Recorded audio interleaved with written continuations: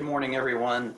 This is my second go at this. I actually did this presentation just a couple minutes ago and then realized that I wasn't actually recording it properly. And so here's my next stab at it. It might be a little bit more polished and might go a little bit faster because I've already written the material up.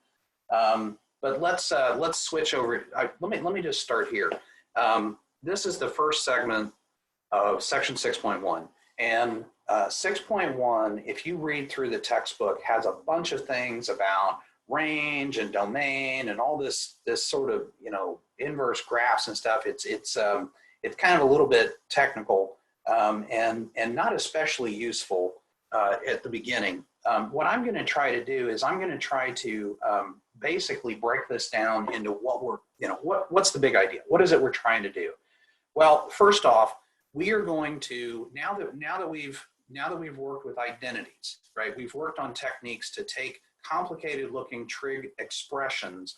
We want to be able to turn them into simplified ones. And by simplified, typically what that means is, the least number of trig functions, the simplest arguments for those trig functions. And if we can use some algebraic techniques to help us get to some kind of a more manageable expression, then that's what we'll do. And that's the basics of chapter 6, is that we're going to take equations now. They're not expressions, they're actually equations where you have some combination of trig functions equal something. And we try to find the specific angles for which that's true. Because with an identity, recall, it's true for any angle, provided that all the functions are defined. That's not really an equation, that's an identity. When you have an equation involved, there are only certain solutions, and not every angle will do this. However, as we will find fairly quickly, there are an infinite number of angles. It's just that not every angle is a solution. So let me switch over here to my document camera. I've already prepared the notes because I did this last time, and like I said, it didn't save properly. So here we go. I'll be able to do this a little bit quicker. So in section 6.1, here's sort of the big picture. If we have an equation, and this is the most simple kind of equation you can imagine, where some trig function of an angle is equal to some number, right? That's why I'm using C. Now, C has to have certain characteristics. If it is in the range of the trig function, then there's a solution, right? And in many cases, there's many more than one solution. And so here's the two concepts that involve that. So you may recall that we had problems that looked like this in chapter 2, right? Sine of x is equal to square root of 3 over 2. That's the same thing as saying in words, saying find the angles for which sine of that angle is equal to square root of 3 over 2. Now the easy one is pi over 3, right? That's the same thing as 60 degrees. But you'll recall that when we did this previously, we talked about both these principal and alternate roots. And the way that I compared that to is it's like, well, imagine you have this algebra equation, x squared is equal to 4. Now normally, you would just say, okay, well, if x squared is equal to 4, then we take the square root of both sides, and you end up with the answer 2. Now, since I've already written over this, we know that that's not right? That we have to consider the plus and the minus aspect of this, right? Because both plus and minus 2 will solve this equation. If you plug in 2 for x, you get a true statement. If you plug in negative 2 for x, you get a true statement. So those are both considered solutions. Now, when you saw that in an algebra context, the way that was probably introduced was this idea that the radicand, this symbol with a number under it, is what's called the principal root, and that the negative branch, when you take the minus side of it, is what's called the alternate root. That was a very simple rule for the square root function that you learned many years ago, and it's become ingrained. Well, it turns out for trig functions, when you take, or inverse trig functions, when you do this, there is a similar sort of thing going on. The principal root for any trig function is the inverse trig function, right? of the ratio. So if you are looking back at this, if you take the inverse trig of C, whatever it happens to be, you're going to get a value of x. And for similarly here, so if you were looking at this particular equation, you want to solve it, you would take the inverse sine of the thing on the right, and we know that that one solution, what this is saying is find the angle in quadrant 1 or 4 where the sine takes on the value of square root of 3 over 2. And we know that that occurs at the angle pi over 3. So this is the principal root. And if you plug this into a calculator, that's the number you'll get out, as long as it's in radian mode. So this is the principal root. What about the alternate root? Well, we talked about this previously. We said that there is also a location in quadrant 2 where sine achieves this value of square root of 3 over 2, right? It happens to be connected to this solution by its reference angle. And I've said this a couple times, that when it's with sine, you just take the supplement, that will give you the other solution. And this is what's called the alternate root, so 2 pi over 3. So that's one big idea, is that you have both principal and alternate roots. And you have to be really careful about the range on these inverse trig functions. You also have to be concerned about the domain, and that's something we'll talk about here in a minute. But the other idea that we haven't incorporated into this solution business is what was introduced in chapter 4, which is to say that every trig function is periodic, right? So any trig function, trig of x, is equal to trig of x plus some integer times the period of that trig function. That leads to many, many, many more solutions, because basically, if you look back at the original equation, trig of x equal to c, well, it turns out that that's trig of x plus n times p is equal to c. And that will, and basically what that's saying is you got to start picking up coterminal angles. But we have to be careful here too, because we haven't really specified what x is. X could be something fairly complicated. It could be like, oh, I don't know, like 2 theta plus pi over 6 or something, right? In which case, there are more solutions that pop out of this. You can't just simply find the value for x or find the principal root and the alternate root and do a little bit of algebra and then tack on the periodicity at the end, because you'll end up screwing it up. Because the fact of the matter is that sine of 2x does not have the same period as sine of x. And therefore, just simply writing down and all coterminal angles will not give you all the solutions. So that's something we're going to talk about too. Okay, so that's sort of the big picture. Now let's look at some specific examples. Typically, this is what we're wanting to do, is we're wanting to either take a trig function of an inverse trig function or vice versa. The one thing that you have to understand right off the bat, and this will keep it clear in your mind, is that in this situation, x is a ratio. The inverse sine of a ratio is an angle, and the sine of an angle is a ratio. Now you would think that you would just simply say, okay, well, the sine of an inverse sine of something has to be that something, which in general is true, right? Because ratios don't have any quadrant issues. It's really when you're taking the inverse sine. But here's the qualifier. You have to have x in the domain of the inverse sine.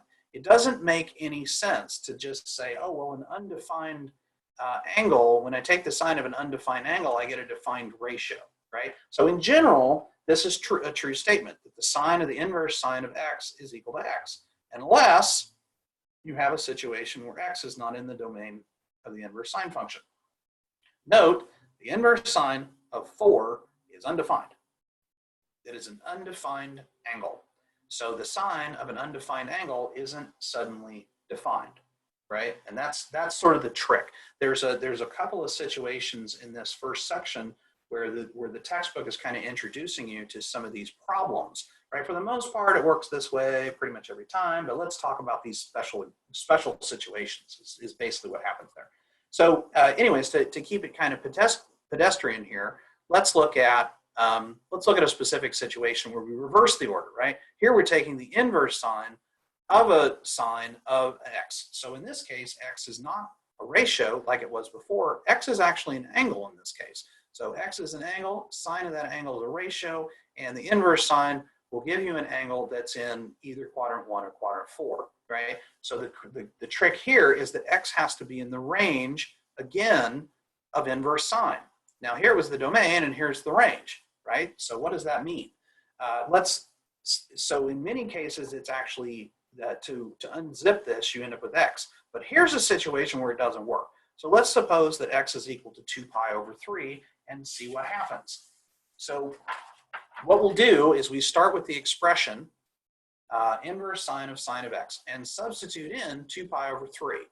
Well, when you substitute in 2 pi over 3, the sine of 2 pi over 3, well, that's a ratio, a positive ratio, because that's a quadrant 2 angle, and sine is positive in quadrant 2. So what ratio is it? Turns out it's square root of 3 over 2.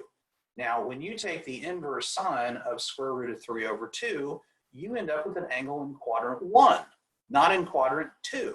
But it has the same reference angle as the angle that you started with, which happens to be pi over 3. Now notice, they're different, right? You started with x, and you did this function that's supposed to unzip this equation, and you end up with a different result. And this is kind of the trick. And there will be several situations where the textbook will point out some tricks. So I want to kind of do some, that's sort of the big picture.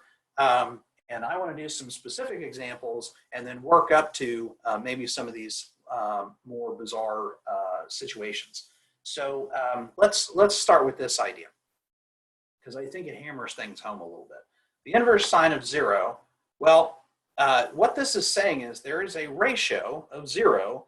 Find the angle where sine takes on that value, right? We need to find the angle where sine of that angle is equal to 0, right?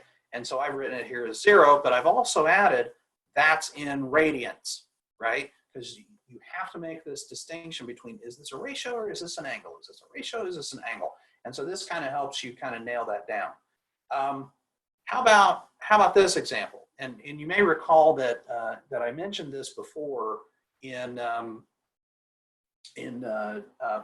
modern textbooks. There's a tendency to use compact notation, and this raised superscripted -1 is universally understood to be that inverse function.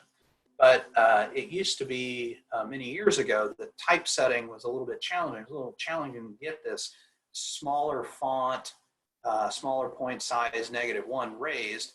I remember when I started typing, I was using an old manual typewriter, and you could do this, but it would be the same size. It would be the same point size as these letters, and so it looked a little bit goofy, right? So it was kind of the convention to use this phrase arc sine as opposed to inverse sine, and spell it out. Now, arc sine makes sense. The term makes sense because that's actually giving you an arc length on a unit circle when it comes out. And it usually, but it doesn't really necessarily specify that it has to be measured in radians or degrees, right? It's just an angle.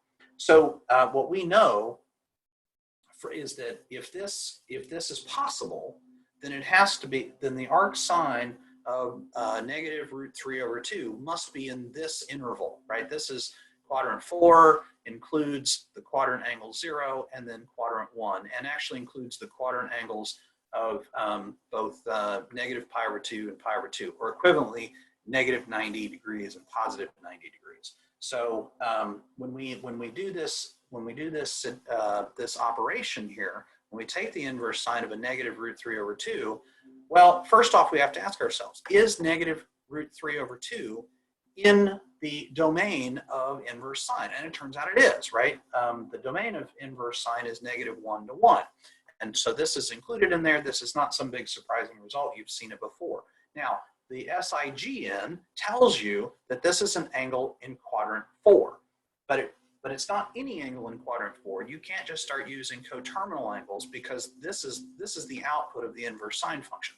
So what we get is, in fact, -π/3. It is not -π/3 plus a bunch of other numbers. It is exactly -π/3. It is not, for example, it's not 5π/3, even though that is also a quadrant 4 angle, that would, in some sense, if we were saying, well, what's the sine of 5 pi over 3, you would get negative root 3 over 2. But that's the problem, is that these functions have to be single valued. And the single value is a negative value by convention. It doesn't have to be that way, but that's how it's set up. Let's try another example here where we take the arc sine of negative 1/2.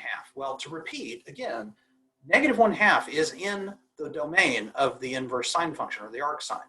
So it has a value. There is an answer to this. And because it has a negative sign, SIGN, it has to be an angle in quadrant 4. And this happens to be the value. Not an exciting problem, but just another one to reinforce this idea above.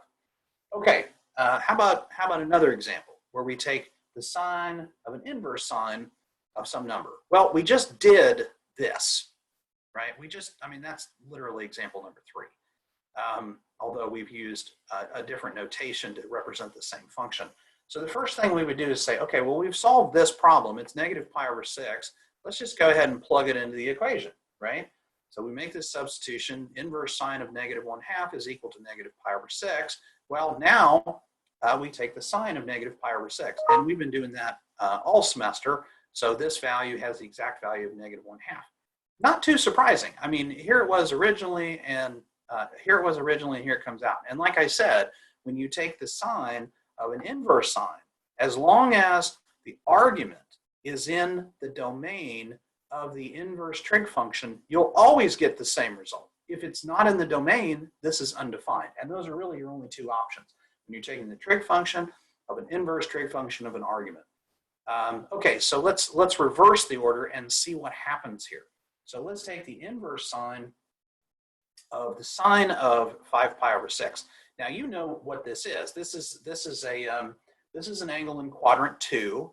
It has a reference angle of pi over 6. So the sine of 5 pi over 6 is a positive number because it's in quadrant 2, and it's equal to the sine of pi over 6, which happens to be positive 1/2. So when you take the inverse sine of positive 1/2, this has to be an angle in quadrant 1. Now this is an angle in quadrant 2. Notice the difference here.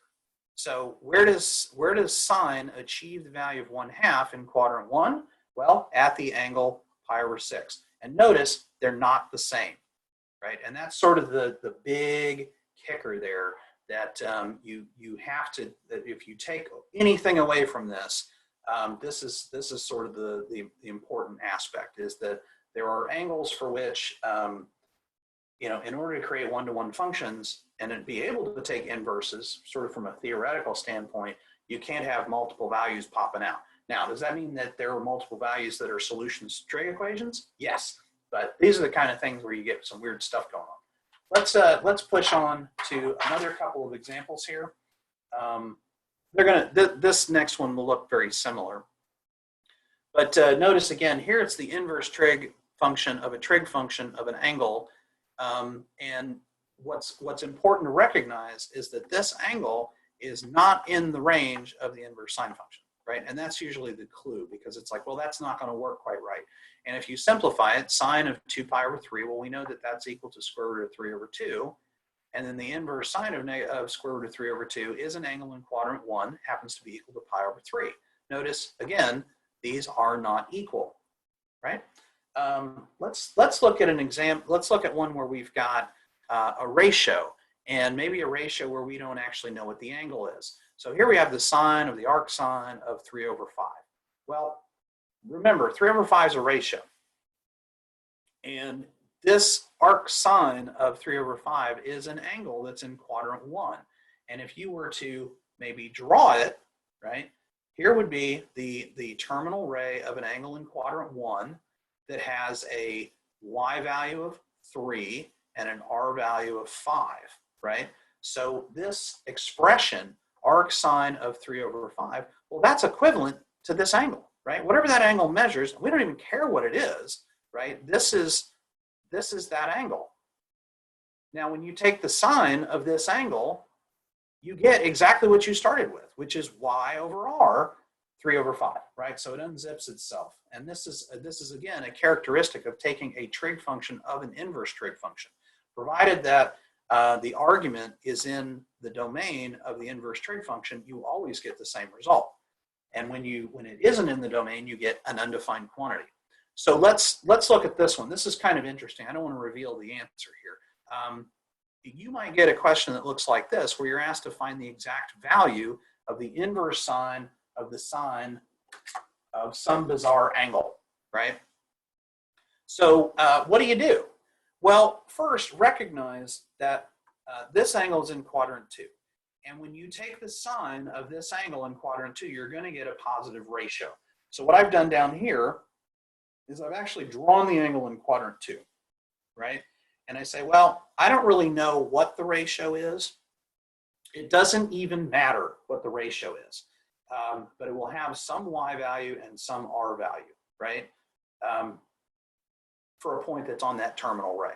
But the inverse sine of this ratio is not an angle in quadrant 2, right? So if I didn't add this last time, but see, this angle is 7 pi over 9, right? This whole angle is 7 pi over 9. But this is not a possible output of inverse sine.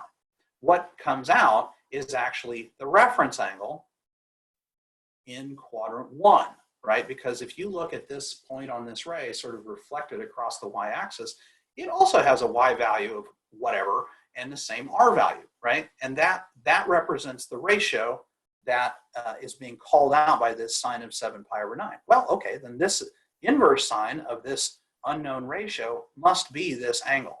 And how is it related to the original angle of 7 pi over 9? Well, it happens to be, you guessed it, the supplement. And so what we get out of that is 2 pi over 9. This is sort of a weird one. I don't think there's a whole lot of examples in the text of that, because and for whatever reason, when students see this, they just don't really know what to do because it's not real clear. So this is how far I got in my first stab at this video. So I'm going to call it quits here, and I will see you in the next segment where we'll start talking about cosine a little more carefully. Thank you.